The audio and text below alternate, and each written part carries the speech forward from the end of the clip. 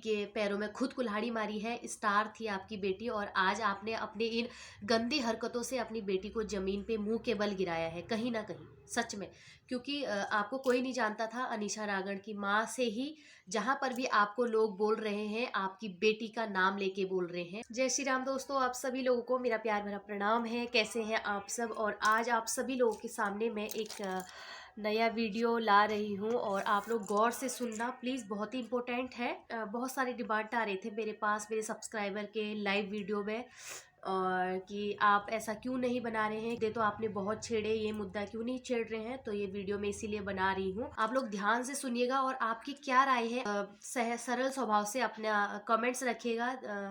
जैसे कि अनीशा रागड़ की मम्मी ने जो भी अपनी बेटी को लेकर जो भी कहा, ठीक है, हम उनके दर्द को समझते हैं कि उनकी बेटी के ऊपर जब ऐसे चर्चाएं चल रही थी, बातें हो रही थी, वो बहुत गलत था कहीं ना कहीं। उनको मतलब एक माँ के अकॉर्डिंग उन्होंने जो देखा, पर उन्होंने जो शब्द बोले थे बहुत ही गंदे घिनौने शब्द बोले थे, जो कि उन्होंने हमारे होटल भाइयों के लिए बोला, विदेश रहे हुए होटलरों के लिए बोला, तो बहुत ही गंदे शब्दों का उन्होंने प्रयोग किया है। तो यहाँ पर मैं उनको बहुत ही अलग नज़रिए से देखती हूँ, यानी कि गलत तरीका जो उन्होंने अपनाया है वो बहुत ही गलत है। और इस तरीके से किसी की लेडीज़ पर आरोप लगाना बहुत ही गलत बात है। कि आप लोग बोल रहे हैं अनीशा रागड़ की माँ, अगर मेरी ये वीडियो देख रही है, आपका जो तरीका था बहुत ही गंदा था। तो मैं भी अपने इस यूट्यूब चैनल के माध्यम से आपको यह संदेश देना चाहती हूँ, जो भी आपने बोला अपनी बेटी के लिए, चाहे जैसा भी बोला, पर आपने जिसको टारगेट किया है बहुत ही गलत है। आपने जो ऐसा निंदनीय काम किया है वो सच में माफ़ी के लायक नहीं है, बिल्कुल भी नहीं।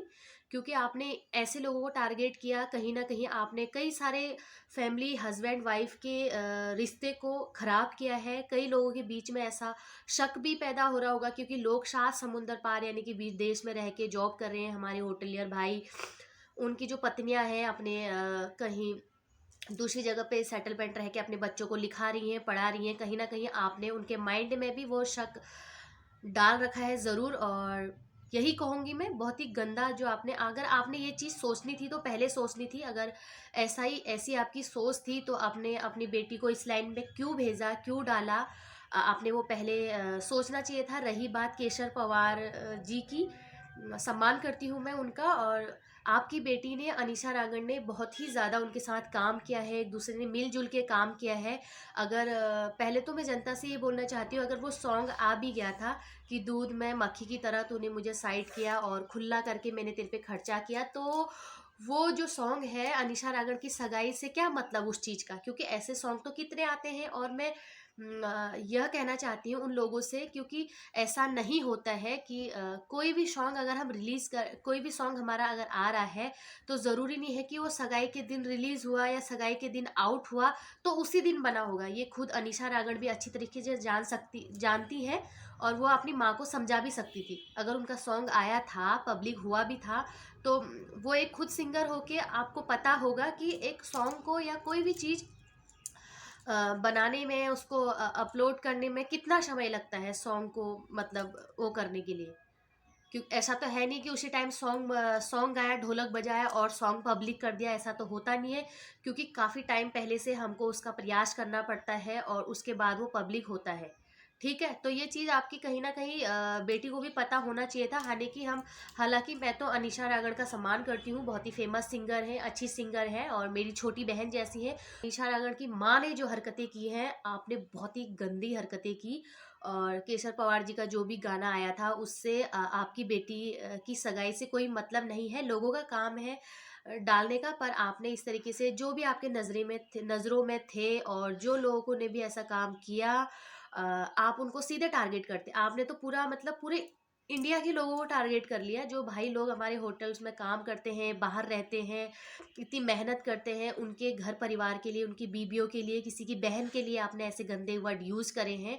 हो सकता है हम भी अनीशा रागड़ के लिए बोल सकते थे कि आपकी बेटी भी तो इतने लोगों के साथ जाती है, इधर जाती है, उधर जाती है, सिंगिंग करती है, इतने आदमियों के साथ जाती है, इतनी भीड़ भड़ाका में जाती है, इतनी रात जाती है, दिन जाती है। हो सकता था हम भी कर सकते थे, खुद केशर पवार की वाइफ भी बोल सकती थी इस बात को, पर नहीं, उनको पता था कि जो ये लाइन है ये ऐसी लाइन है, इसमें मिलजुल के ही काम होता है। तो आपने केशव पवार जी को भी बहुत ही गंदा बोला आपने, मतलब अपनी जो बेटी की जो इमेज थी पूरे उत्तराखंड में, पूरे जो बन रखी थी, आपने अपनी बेटी के पैरों में खुद कुल्हाड़ी मारी है। स्टार थी आपकी बेटी और आज आपने अपने इन गंदी हरकतों से अपनी बेटी को जमीन पे मुंह के बल गिराया है, कहीं ना कहीं सच में।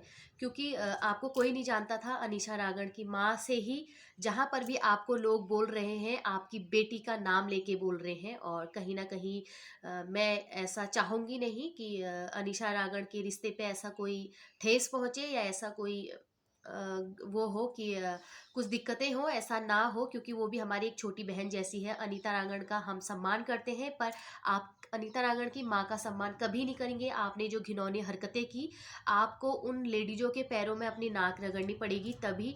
ऐसे फ़ोन में डाल के माफ़ कर दो ये वो सो ऐसे करके नहीं होने वाला है। या तो आप तभी हमारे उन लेडीजों की जो मन में आग लगी है तभी वो आग बुझ सकती है। या तो आप लोग, आप अनीशा रागड़ की माँ, या तो आप उन लेडीजों को सामने लाओ जिसको आपने ऐसा काम करते हुए देखा, सामने लाके उनका नाम लो स्पेशली। और या तो आपने जिन उत्तराखंड की सारी लेडीजें बोलूंगी मैं, जो भी होटल्स लोगों की जो भी वाइफ है, होटलर की पत्नियां हैं, जो सभी लोगों से बोलूंगी आप जब तक उनके पैरों में अपना नाक नहीं रगड़ोगी, मेरा कहना है क्योंकि आपने काम ही ऐसा किया है, बहुत ही घिनौना काम किया है। और आपने कहीं ना कहीं रिश्तों को खराब करने के लिए पति पत्नी के रिश्तों में आग लगाई है।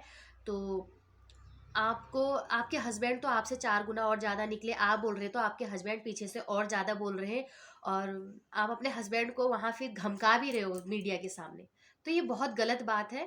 अगर आपने ऐसा किसी को बोलना नहीं चाहिए। और किसको देखा आपने, अगर देखा था ऐसा काम करते हुए उन 2-4 लोगों का नाम लेते, सभी लोगों को आपने लपेटे में ले लिया, तो आप कभी भी कहीं पर भी माफ़ी के लायक नहीं हो। अगर आपको माफ़ी चाहिए तो आप मीडिया के सामने उनके पत्नियों से, होटलियर भाइयों के पत्नियों से माफ़ी मांगे, मीडिया के सामने उनके पैरों में झुके।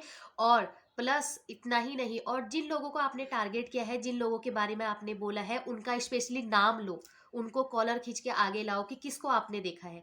तो दोस्तों आपकी क्या राय है ज़रूर कमेंट्स बॉक्स में बताइएगा।